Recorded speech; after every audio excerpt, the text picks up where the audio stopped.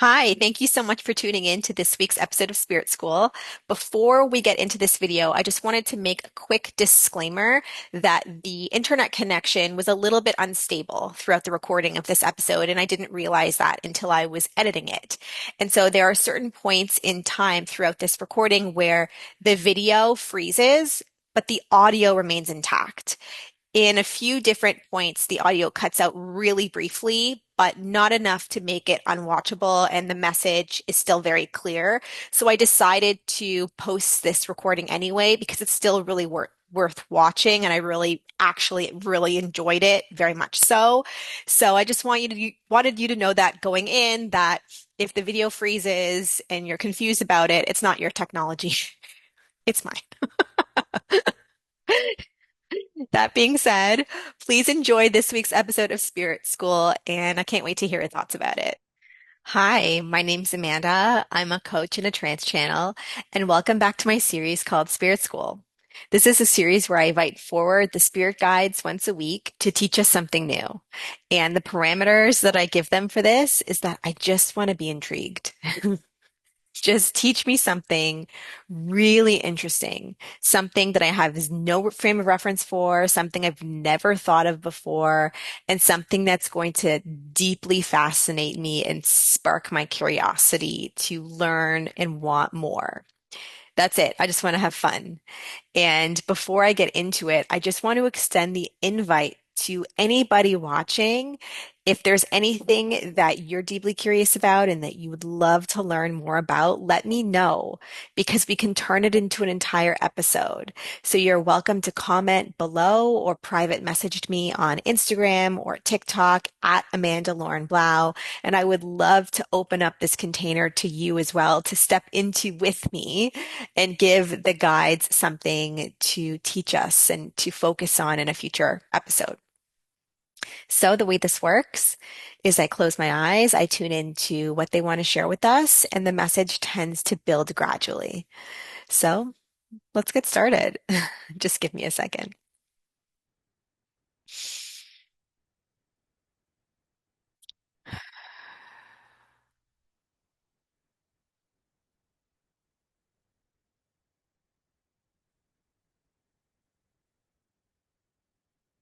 Okay, so they like to start with an image, and they're showing me this image of storm clouds in the sky raining down, but they're raining down on one specific spot.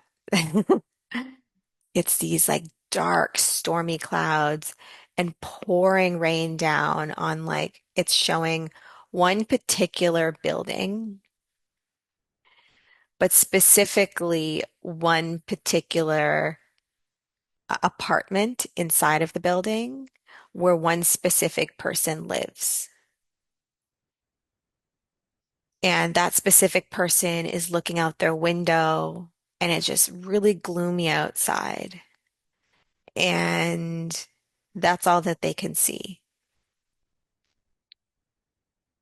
And and they're showing me other people are outside, but their experience is very different. They're showing me this image of a child flying a kite in the sky on a really nice day. And they're showing me people playing in the park, just swinging on the swings, people outside walking their dogs. And their experience of the weather is completely different than this person inside of their apartment, looking out the window and just seeing like gloominess.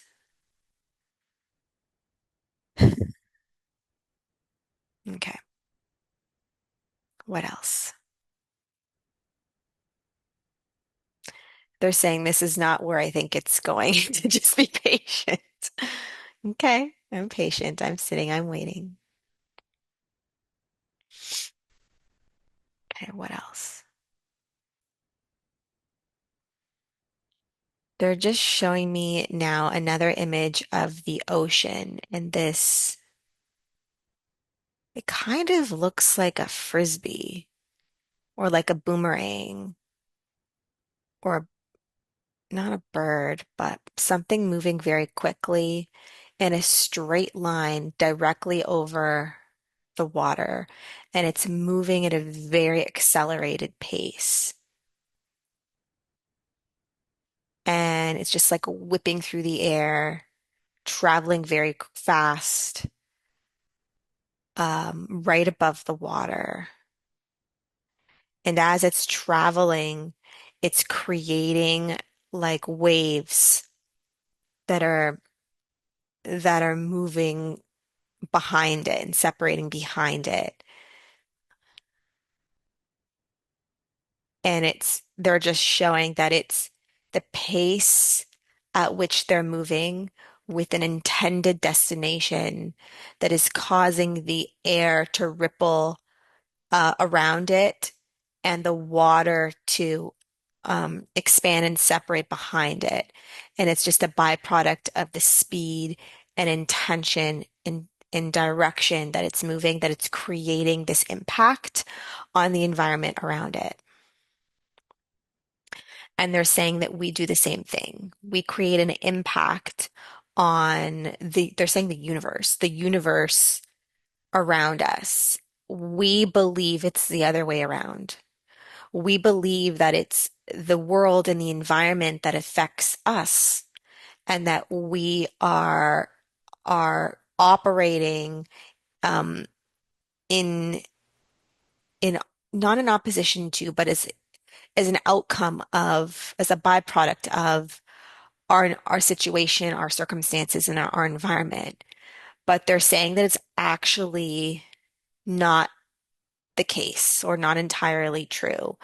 We have a greater impact on our environment than we realize. And they just want us to sit tight as they explain how that's true and how we create that reality.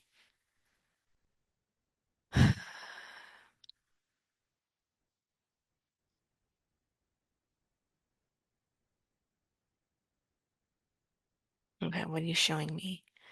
They're just showing me a student, a child sitting in class and like studiously learning and writing. And they're saying that we're taught to focus on um, the facts and find evidence to support our work. They're showing like a mathematical problem and how when we're solving the problem in school, we're taught to show all of the steps line by line that we took to get to the final result. And if we skipped steps and just had the answer at the bottom, yes, technically we would be correct if we wrote the right number as our result, but it would create uncertainty inside of the teacher that we knew how to get there. Just because we showed evidence of the right answer doesn't mean that we can get full marks because we're not showing evidence that we understand all the steps required to get there. And there's this like opening inside of our work that we didn't demonstrate that we can do all of the steps properly, even if it's implied, they still want us to show all of those steps, all of that work. And what? And the reason for that is that they're trying to train our brain to be systematic, one step at a time, not to jump to conclusions, because if you skip steps, you might make a mistake somewhere and the result is going to be off or incorrect. And it will be a result of not taking our time and meticulously moving through step by step to make sure we get the right result. And that kind of conditioned us to go through life that way, to not trust our instincts, to not take risks, in trusting our intuitive kind of knowing of what it is, but second guessing it and questioning it and ensuring that we take the time to move through every single step purposefully and checking and rechecking that we are getting it right to make sure that we have the right end result. Because if we don't have the right end result, then that means that we did something wrong, that we were wrong for that, that we were rushed, we were impatient, we were um, unwilling to be meticulous. And that is a lesser value than someone that takes their time, moves through each step patiently and properly to get to the right result, because it's very important to get the right result.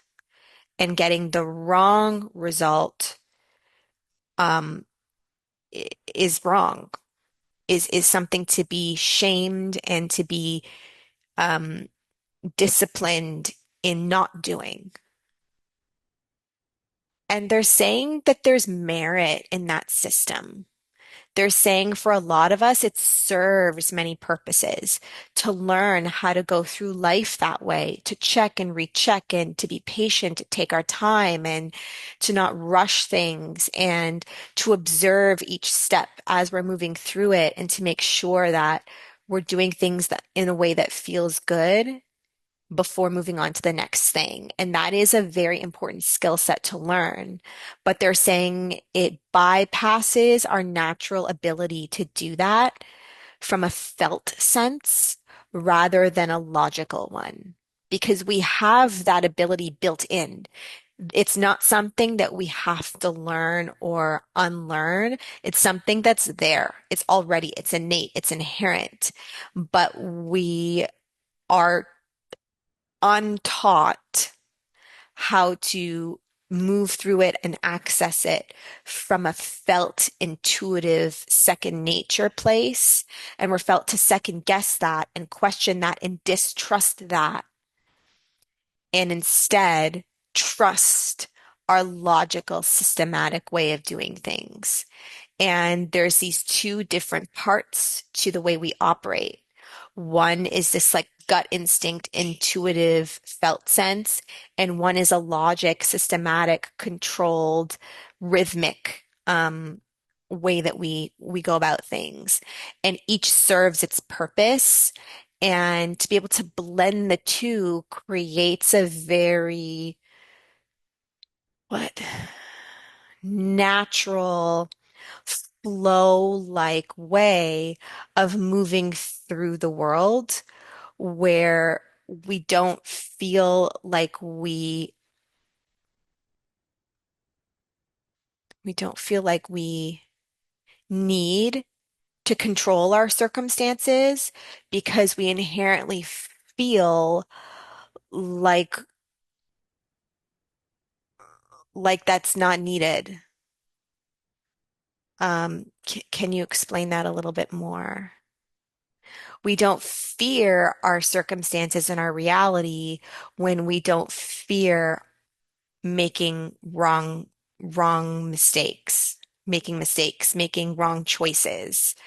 When we can see that every choice we make is just an opportunity to further explore what options are there, then we see life as full of opportunity.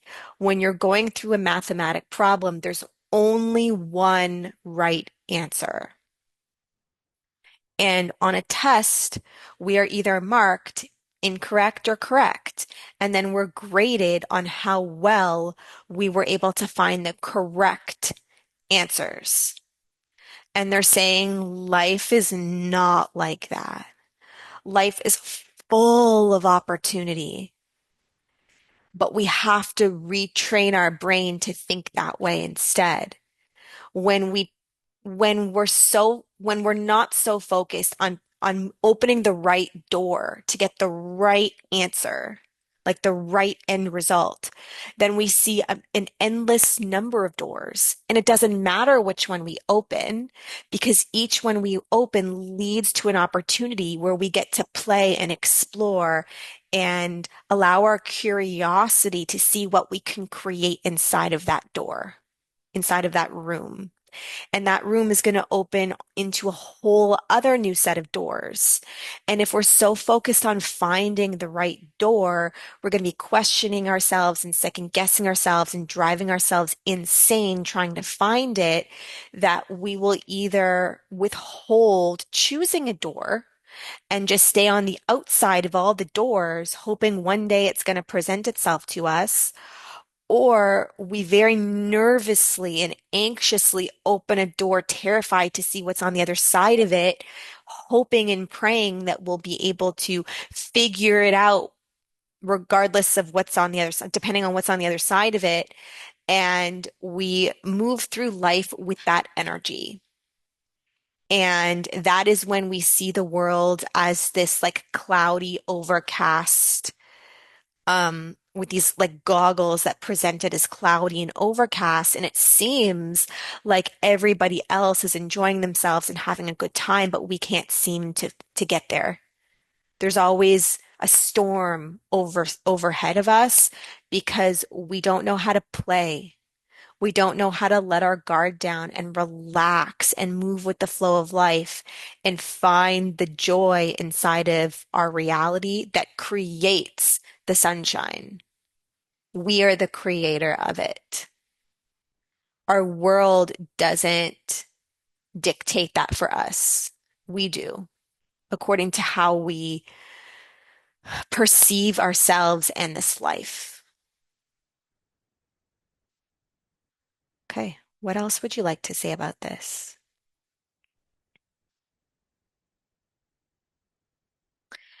They're showing this image of like unzipping this jacket. They're just showing the zippers like slowly moving down. And they're kind of showing it as like we're unzipping a suit, like a meat suit, and stepping out of it. Okay. We're shedding a layer of self. Okay. What else? When you shed this layer of who you once were and step happiness, it takes time. Like your system is a little bit like, I don't know how to be. I don't know what to do. And they're saying like let that be okay. Like it's like when you take a jacket off, but it's still a little bit chilly. And you're like, ooh, like I thought it was a little bit warmer than it is. It's kind of that feeling where you kind of have to adjust to the new temperature a little bit. They're saying, yeah, that's fine. Like, let your system, it's like your nervous system is trying to adapt to a new environment and a new situation, a new circumstance. They're saying, that's okay. Let that be what it is. And they're saying it'll warm up eventually. Like, you will adapt to the new temperature and you will reach that homeostasis again. And it will start to feel this layer that was weighing you down that you didn't realize you didn't need. And then all of a sudden it gets really, really hot and you're sweating and you just want to take all your layers off, is what they're saying, because you get so comfortable being inside of this like resonance that you don't need all of these protective layers anymore. And you start to just whip them off quicker and quicker and quicker until you're just laid bare and you're like, this is all I need. This is all I need. And what is that? That final base layer. It's your ability to be, your ability to just enjoy, to find this like inner peace with whatever is here. Move a layer, even though you don't feel ready to yet. It's like the temperature's still a little chilly, so you don't fully want to take it off, but you know you'll be more comfortable if you do. So you're not 100% ready to yet. And they're saying, notice that you're not feeling 100% ready to take it off. And, and what? They're saying just do it slowly, slowly and gradually. And just breathe as you do it. And just slowly take it off and see what it feels like. Know that there's going to be a phase of adaptation required. And let your system figure it out. Okay. Anything else you'd like us to know about this?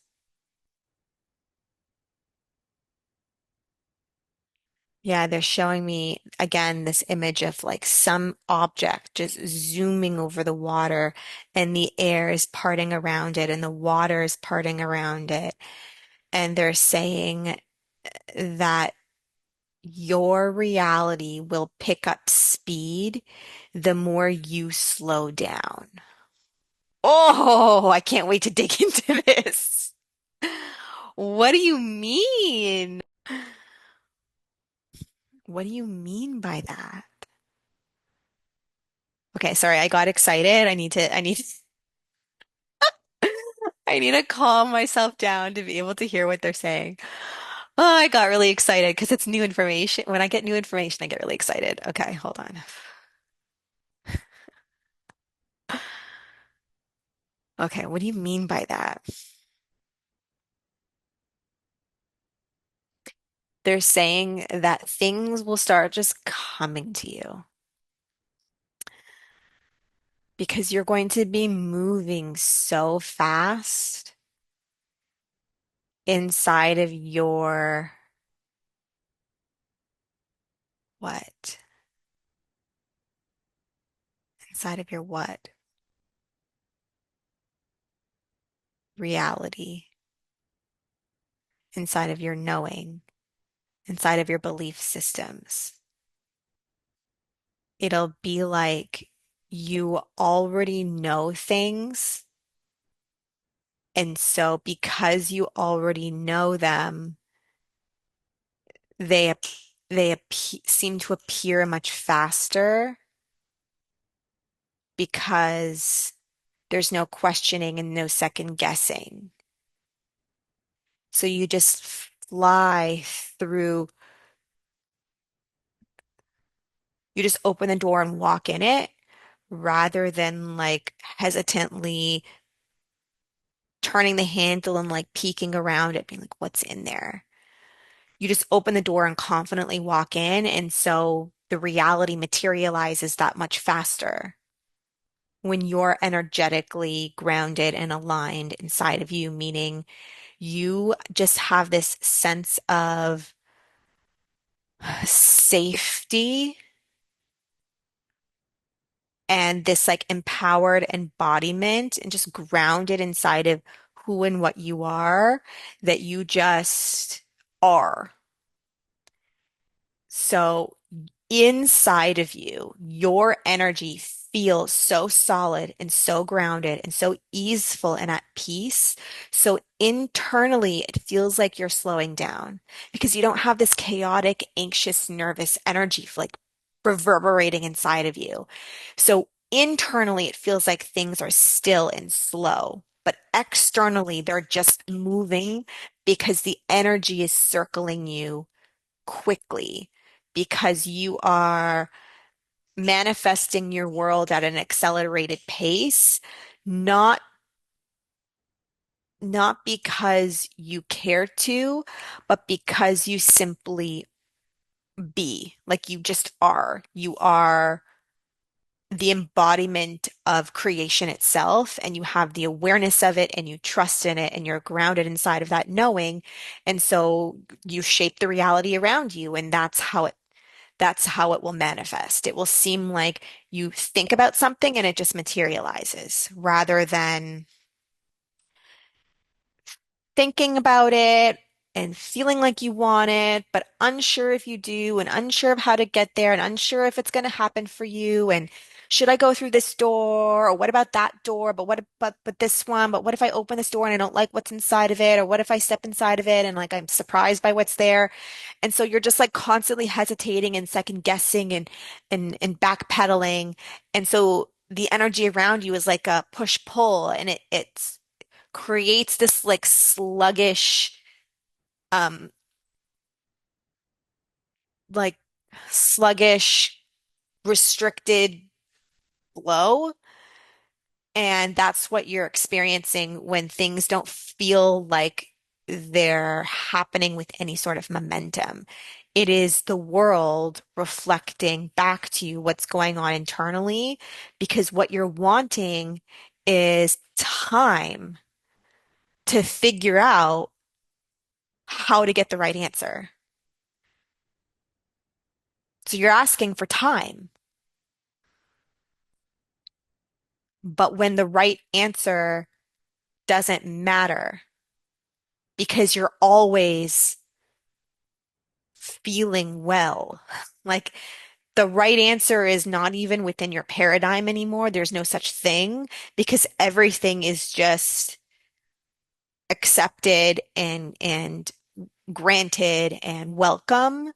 Then you're always in that energy and you just welcome everything. And so you have an idea for something, but you're already embodying the energy of having it. So it appears, it's already there, rather than feeling like you want something but don't yet have it. So you're always going to experience wanting it and not yet having it. Mind blown. That's a perfect way of describing it. Yeah, because you're experiencing and creating your belief system. And if your belief system is that you don't yet have what you want, then you're going to experience not yet having what you want. I love it. Okay. How would you like to tie this together? Like, what would you like to leave them with today? Any message that you have for people or myself?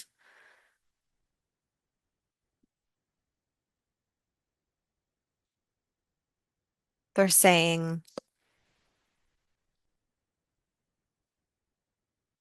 yeah, sorry, what is the message that you have for people? They're saying to trust what's desired, what's really wanted, and find evidence for how it's already existing inside of you, inside of your reality, rather than believing that it's not yet here. They want you to find evidence that it is. Because once you can see that what you want is already here, then you're no longer wanting, you're having, you're being, you're embodying, you're living, you're being. And when you exist inside of that energy, then you have new ideas for things that you want, but you're already experiencing energetically on some level. And so in doing that, they're saying that you can experience that wanting from a place of already having it, like already being it, and what? It minimizes the lag time in creating it in a new way.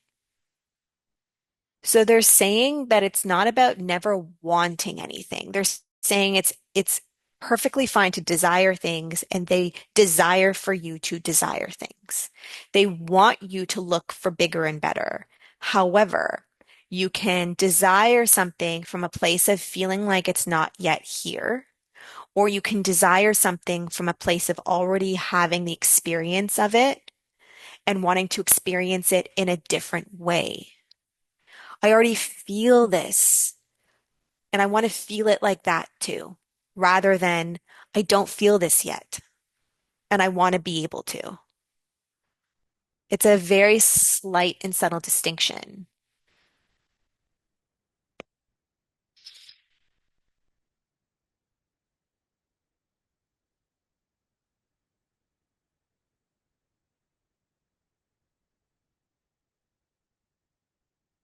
Anything else you'd like them to know?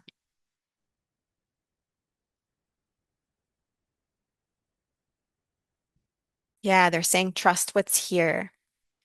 So it's not about diminishing how you actually feel, because if you feel like something is not yet here, it's time to explore why. Why do you feel like you're lacking something? And what is that lack demonstrating in terms of how you see the world? Again, it's that person looking out their window and only seeing clouds. So, where are you not willing to see the sunshine? Because it's there, other people are experiencing it. And what is preventing you from seeing it too? Where are you holding yourself inside of this storm cloud? Because all it is a change in perception. They are outside and you are inside. Why why are you keeping yourself inside? What is holding you back from going outside and double checking? Am I not seeing something that they're seeing? What if I just go out there and look? What if I attempt to look at this differently? What if I attempt to see where I'm missing something? Not going wrong because they're saying you're not going wrong. You're just misidentifying what's possible. And what's possible is redefining what you believe to be true. And in redefining what you believe to be true, you experience that way of being. And in experiencing that way of being, you get to experience everything that's available inside of it. And what's available inside of it, the peace and the freedom and the easefulness and the adaptability and the limitlessness that you're desiring to feel. That's not seen as available yet. Cool. Thank you guys so much for this beautiful perspective. I really enjoyed it. I hope you enjoyed this too. If you did, please like this video and please subscribe to this channel if you'd like to see more of this. And I will see you next week in the next episode of Spirit School. Have a great week. Bye.